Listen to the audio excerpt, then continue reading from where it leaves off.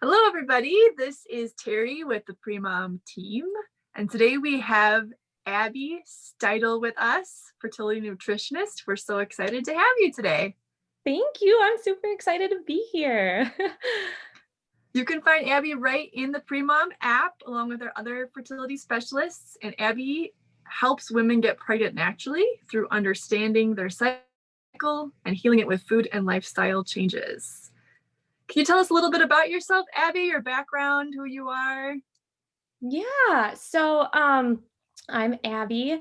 I practice as a functional nutritionist and fertility nutritionist. So I have a master's degree in human nutrition and functional medicine, which is the perfect background for helping people with fertility. I focus on food as medicine and finding the root causes for what may be causing any hormone imbalances or things that people are going through.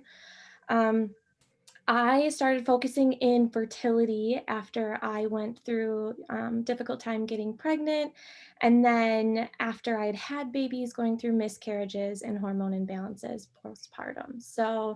I'm really, really passionate on helping people understand what's going on inside their bodies and living with their cycles instead of against them.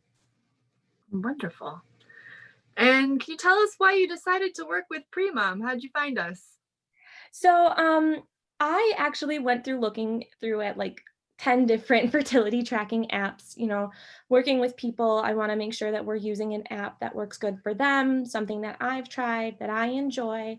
And what I really love is the feature that I can see my clients' charts through Premom.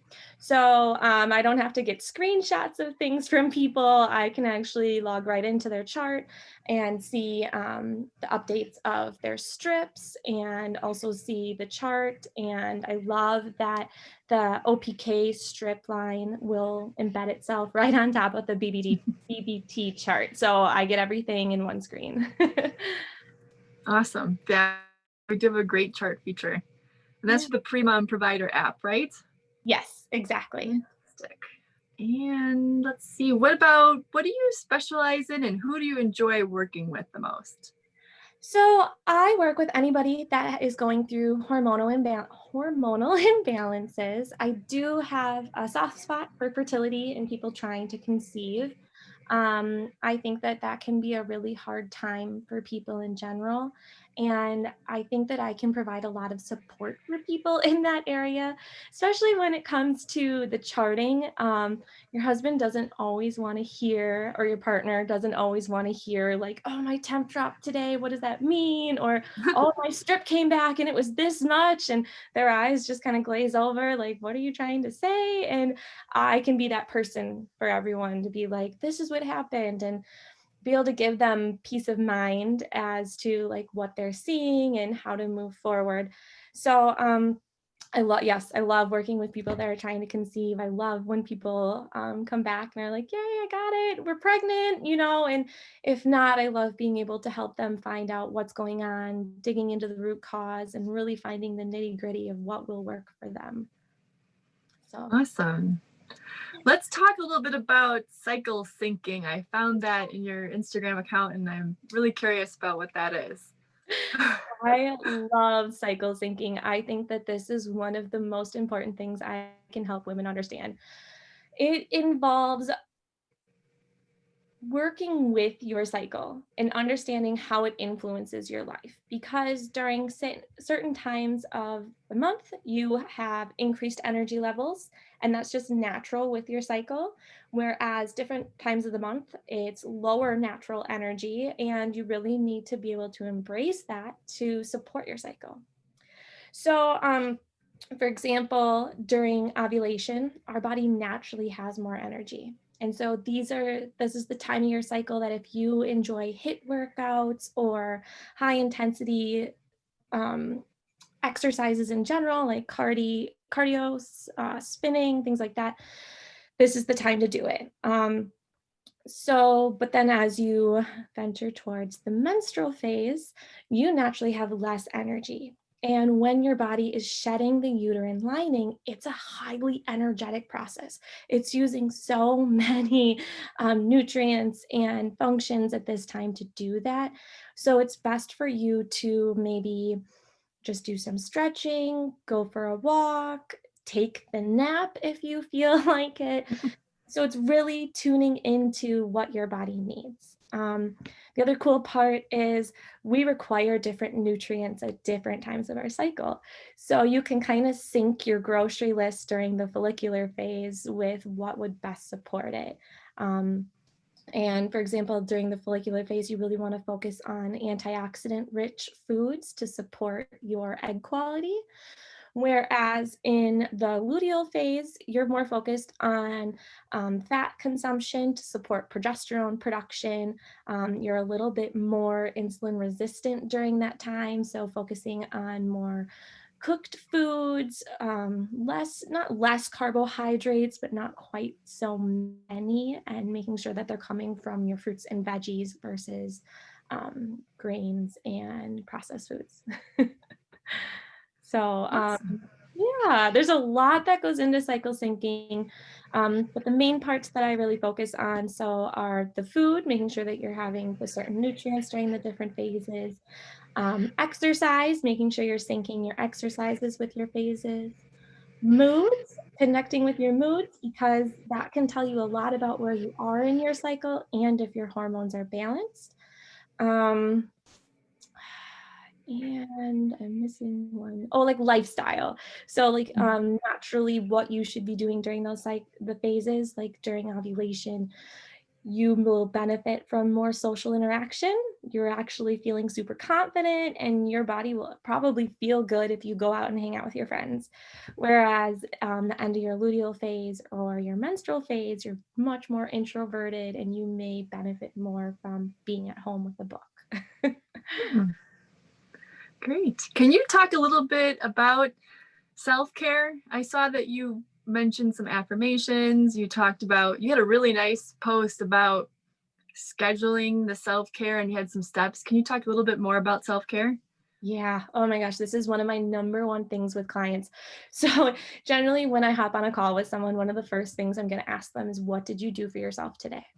And if I don't get a pretty quick answer, that tells me that self-care is not one of your top priorities right now. And it should be. I am super huge on making sure that you are filling your cup up, because if you can't take care of yourself and create space within yourself to move forward in the day as your highest self in the best way possible, it's really hard for you to A, be there for others, and B, be able to create another human being. Your body needs to be in a place where it feels safe. And if it is not, it's not going to willingly be able to create another human being. So self-care is super huge to me. I am huge on trying to find a routine about it.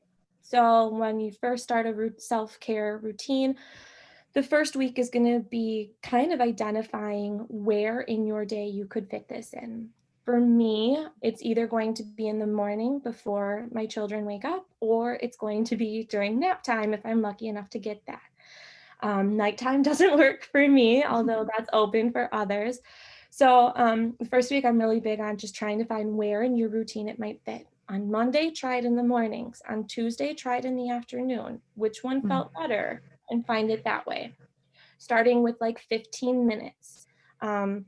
Another recommendation that I say is pick like one to three things that make you feel good when you do them.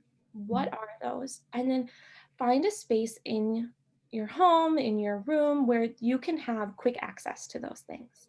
And that way, you kind of like when you have those 15 minutes, it's not like trying to gather everything and go real quick. You can just walk to that space, sit down, take your moment, and move forward. And self-care isn't the same for everyone. For me, it's yoga, it's meditation. I love to make jewelry as a creative outlet, so I'll do that, like make a quick bracelet or something. I also love getting into a book. It's kind of the concept of doing something that feels good for you. So when those 15 minutes, half hour is up, you walk away and you feel refreshed, you feel good, you feel like you really just took that time for yourself. Awesome. And yeah, and so I always make sure that my clients are huge on incorporating that. It's hard, it's not easy, but taking the time every day, every other day to really fit that in can make a big difference in your healing journey. Awesome. Yeah, I was starting to think about some things that I enjoy that was helpful. Good. Could you also touch a little bit on toxins? Because you talked about what to add into your life. What are some things you might want to take out? Yeah. So people don't know this, but plastic in general can be considered a xenoestrogen. So say you heat up some food in a plastic container, the plastic then seeps into the food. And when you eat that food, those chemicals come in your body and pretend to be estrogen. So they'll take up estrogen receptors and can lead to hormone disruption. Um, so one of the biggest things I can tell people is to try and eliminate the plastic in your life. Stick Mm. to glass containers, stick to, I'm really big fan of stasher bags. They're silicone Ziplocs that they're so good for my avocados. Oh, they don't go bad as quickly. They come in like 5 different sizes, I think. Don't quote me on 5, but they're big bags. Some have like ability to hold like soup. There's little tiny ones for snacks. Like those are super huge. And then also cleaning out your personal supplies like deodorant, makeup. I'm really big on making sure that the things that you're putting on your skin are clean, are free from phthalates, parabens, things like that. So, because your skin takes that all in, it goes right into your stream, goes right into your body, and it can totally affect your hormones.